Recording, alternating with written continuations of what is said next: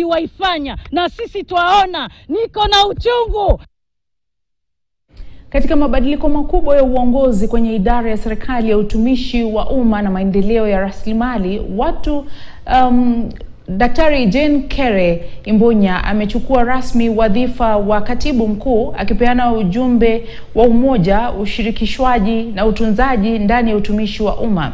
Akiwahutubia wanahabari, Daktari Imbunya alisisitiza umuhimu wa kuweka mazingira ya kufanya kazi na kuwataka watumishi wa umma kujuliana. Alisisitiza kuwa uwiano wa maisha ya kazi sio tu lengo la kibinafsi, lakini hitaji la kitaaluma muhimu kwa utoaji wa huduma bora na endelevu kwa Wakenya.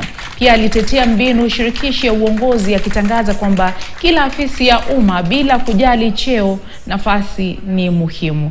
Alitoa wito wa kuundwa kwa masuluhisho ambayo yatanuia utoaji wa huduma za umma. Matamshi yake yaliashiria enzi mpya ambapo ujumuishaji na uvumbuzi utaunda mustakabali wa idara, kuweka watu katikati ya sera na utendakazi. Shughuli za ujenzi katika mradi wa nyumba za serikali za bei nafuu zinazo